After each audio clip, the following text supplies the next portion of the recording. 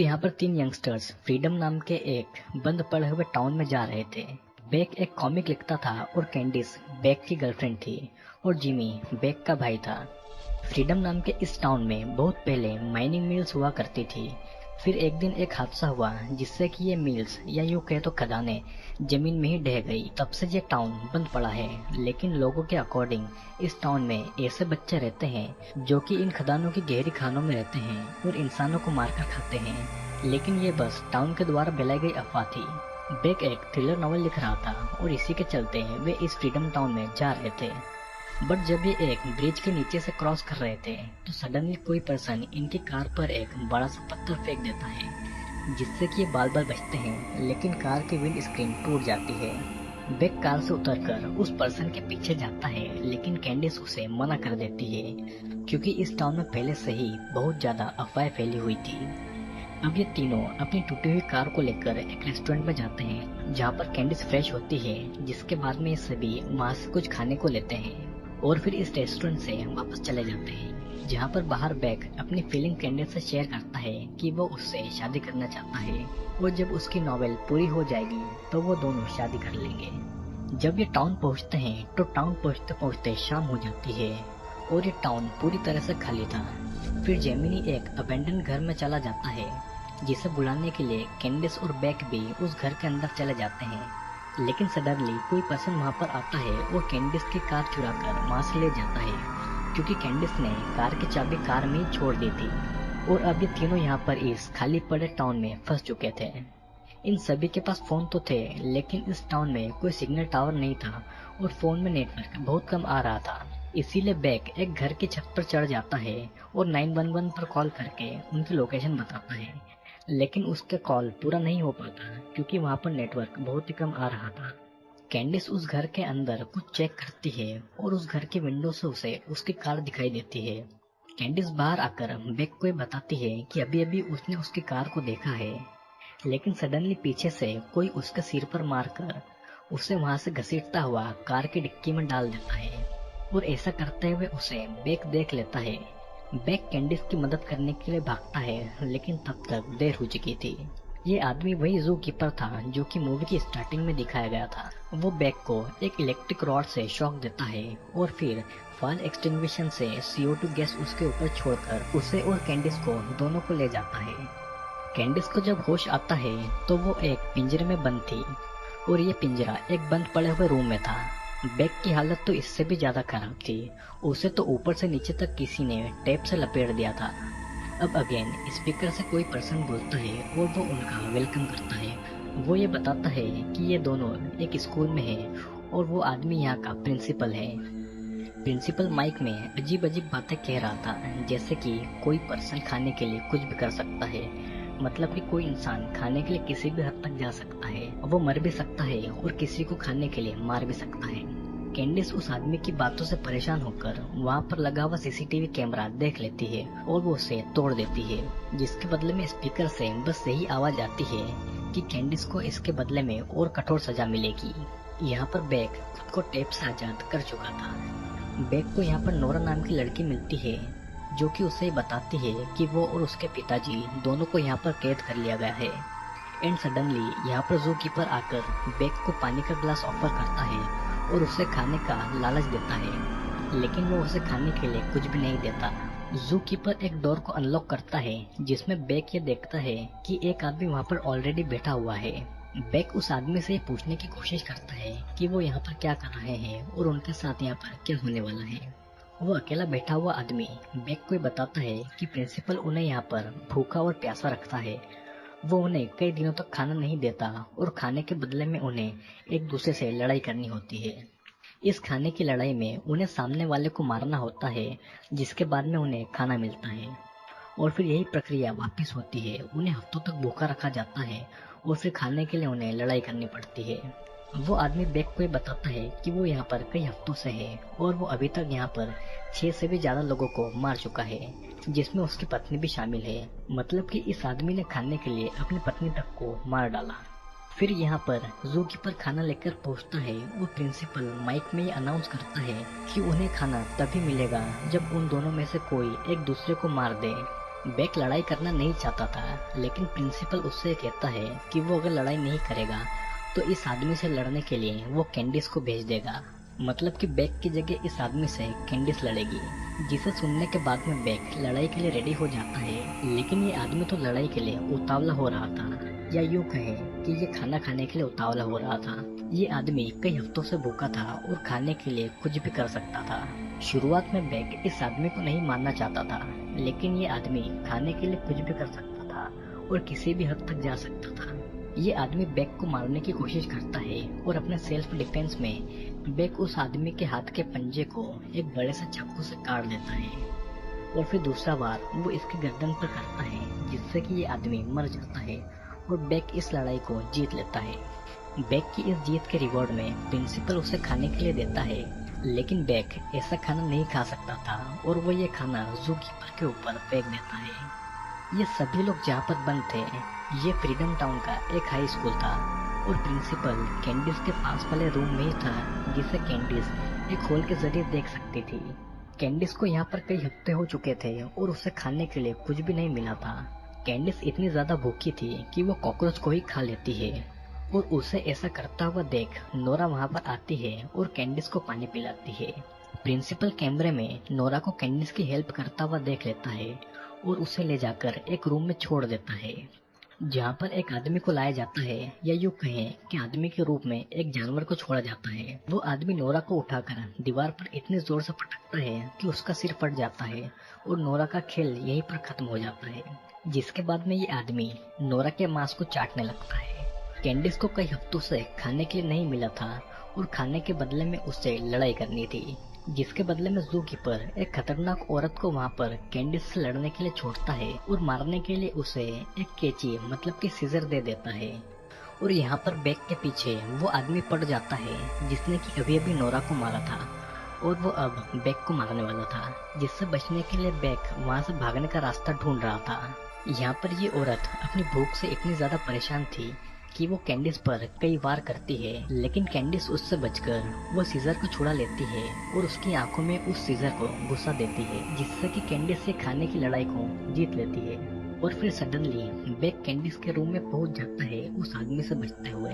कैंडिस bake को ये कहती है कि प्रिंसिपल पास वाले रूम में ही है और उसके पास कैमरे तो कई सारे हैं, लेकिन मॉनिटर एक ही है। वो एक टाइम पर बस एक ही कैमरे पर नजर रख सकता है। कैंडिस और बेक एक दूसरे से ये बातें करते हैं कि यहाँ पर कई सारे लोग फंसे हैं और उनके बचने का कोई भी रास्ता नहीं है, उन्हें जल्दी मार दिया जाएगा।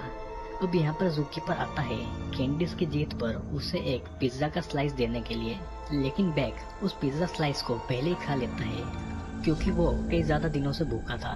कैंडिस जूकीपर से कहती है कि वो उसके लिए एक और पिज्जा का स्लाइस लाकर दे, जिसके बदले में वो उसके लिए कुछ भी कर सकती है। कुछ भी से मतलब है कुछ भी।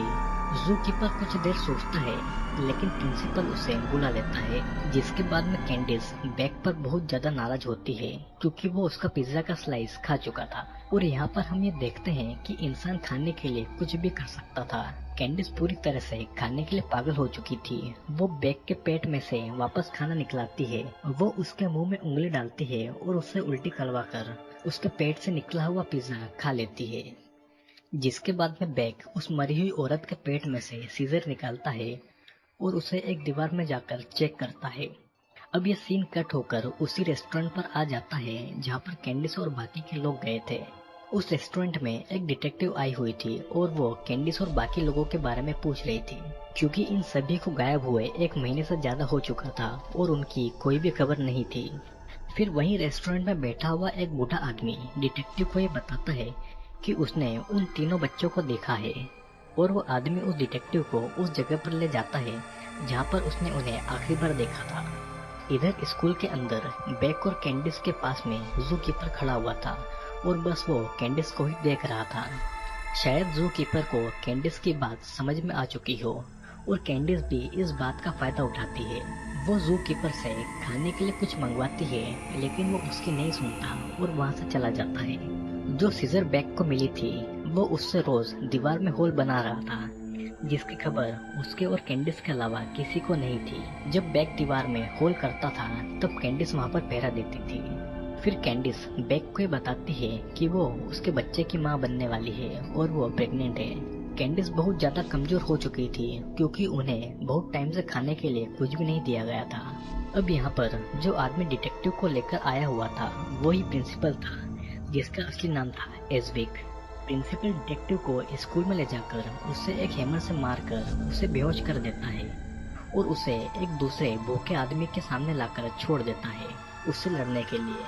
और ये भूखा आदमी था नोरा का फादर। जू कीपर उस डिटेक्टिव और उस आदमी को रोड देता है एक दूसरे से लड़ने के लिए, लेकिन डिटेक्टिव ये समझ नहीं पाते कि यहाँ पर चल क्या रहा था और उसे यहाँ पर क्यों छोड़ा गया है। फिर अगेन बेल रिंग होती है, जिसके बाद में दोनों खाने के लिए और जान बचाने के लिए एक दूसरे से लड़ते हैं। ये आदमी डिटेक्टिव के मुंह में एक रॉड को घुसाकर उसे खत्म कर देता है और अपनी मील को एंजॉय करता है। हम ये देखते हैं कि बेक दीवार में पूरी तरह से होल कर चुका था। वो दोनों बस बाहर निकलने ही वाले थे कि प्रिंसिपल को पता लग जाता है कि उनका कुछ प्लान है। वो उन दोनों को पानी देने के बहाने आता है जिसमें कि नींद की दवाई मिली हुई थी, जिसे पीने के बाद में दोनों बेहोश हो जाते हैं। और जब बेक को होश आता है तो वो एक रूम में होता है जहाँ पर उसके भाई जेमिनी को कई हफ्तों से भूखा रखा गया था।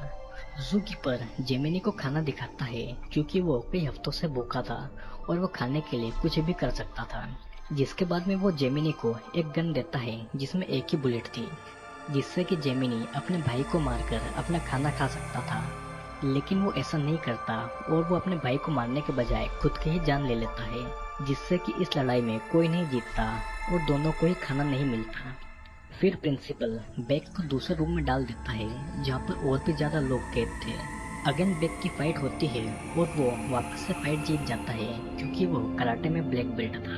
प्रिंसिपल मौके का फायदा उठाता है और वो कैंडिस के पास जाकर उसे फिजिकली एब्यूज करने लगता है, लेकिन कैंडिस उसे चेयर से मारकर वहाँ से भाग जाती है।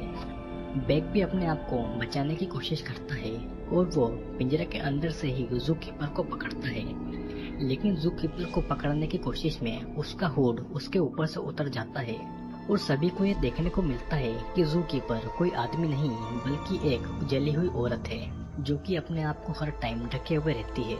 अब प्रिंसिपल मतलब कि एजविक एंट्री लेता है और वो ये बताता है कि जब फ्रीडम टाउन में खदानें जमीन में धंसने लगी थी तो वो अपनी बीवी और अपनी बच्ची के साथ में भाग रहा था, लेकिन उसकी कार एक गहरे गड्ढे में जा गिरी और तीनों उस गड्ढे में ही फंस गए। उस गड्ढे में वे तीनों हफ्तों तक रहे। उनके पास में न खाने को कुछ था और न ही पीने के लिए। वे कई हफ्तों तक ऐसे ही फंसे रहे और उन्हें बचाने के लिए कोई भी नहीं आया। उस गड्ढे के अंदर उसने और उसकी बीवी ने अपनी बच्ची को मार दिया और उसे खाकर वे दोनों जिंदा रहे। एजविक किस्मत वाला था लेकिन उसकी बीवी नहीं। वो खदान में से निकल रही गैसों की चपेट में आ गई, जिससे कि उसकी पूरी चमड़ी जल गई और वो ऐसी दिखने लगी। अब प्रिंसिपल कैंडिस और बेक की फाइट चाहता था। वो उन्हें गन देता है और वहाँ से चला जाता है। कैंडिस बहुत ज्यादा भूखी थी और वो खाने के लिए कुछ भी कर सकती थी। वो बेक की तरफ फायर करती है, जिससे कि जू कीपर को ऐसा लगता है कि उसने बेक को मार दिया, लेकिन बेक उसे ही उसकी इलेक्ट्रिक रॉड से मार देता है क्योंकि कैंडिस ने उसके ऊपर फायर नहीं किया था। जिसके बाद में कैंडिस और बेक यहाँ से भागने की कोशिश करते हैं और वे दोनों अलग अलग रास्ते पर जाते हैं क्योंकि प्रिंसिपल कैमरे में उन्हें देख रहा था, लेकिन वहाँ पर एक ही मॉनिटर था और वो एक टाइम पर बस एक ही कैमरे में देख सकता था। बेक गन को लेकर प्रिंसिपल के ऑफिस में जाता है उसे मारने के लिए, लेकिन प्रिंसिपल बेक को उसके ऑफिस में बंद करके कैंडिस के पीछे निकल जाता है। कैंडिस जैसे तैसे स्कूल से बाहर आती है और उसे एक पुलिस की कार नजर आती है। कैंडिस उस पुलिस की कार से हेल्प मांगती है और उसे रोकती है, लेकिन इस कार में पुलिस नहीं प्रिंसिपल था। वो कैंडिस की तरफ कार लाता है और उसे कार से ठोक देता है। यहाँ पर स्कूल के अंदर बेक को यह याद आता है कि प्रिंसिपल के ऑफिस के पास में वही रूम है जहाँ पर उसने होल किया था और वो तुरंत उस रूम में पहुँचता है और स्कूल से बाहर आता है। जिसके बाद में बेक बाहर आता है और प्रिंसिपल को गोली मारकर कैंडिस को प्रिंसिपल से बचाता है। जिसके बाद दोनों अपनी कार से वापस शहर की तरफ निकलते हैं और जाते समय रास्ते में बेक कैंडिस को प्रपोज करता है, लेकिन कैंडिस की उंगली इतनी ज्यादा सूजी हुई थी कि उसकी उंगली में रिंग नहीं जाती। और लास्ट सीन में हम ये देखते हैं कि पुलिस स्कूल तक पहुंच जाती है जहां से कई सारे लोग मिलते हैं जो कि कैद थे और वे भूखे भी थे। तो दोस्तों ये मूवी 3 फ्रेंड्स के ऊपर है जो कि एक टाउन फ्रीडम में जाते हैं फन और अपनी नॉवेल के लिए। लेकिन यहाँ का पूरा सच उन्हें नहीं पता था। टाउन में फैली अफवाहों से उन्हें बस ये पता था कि कुछ बच्चे लोगों को मारते हैं और इन खदानों की गहरी खानों के अंदर रहते हैं। लेकिन सच तो ये था कि एक प्रिंसिपल भूख और जान का ऐसा खेल खेलता है जो कि बहुत ज्यादा भयानक था। आई होप दोस्तों आपको ये वीडियो पसंद आया होगा। वीडियो पसंद आया हो तो वीडियो को लाइक करिए कि आपको मूवी कैसी लगी। मूवी का ये वीडियो अगर आपको पसंद आया हो तो चैनल को सब्सक्राइब जरूर करना, और हाँ लाइक शेयर और कमेंट तो आप कर ही लोगे, ये मुझे पहले से पता है।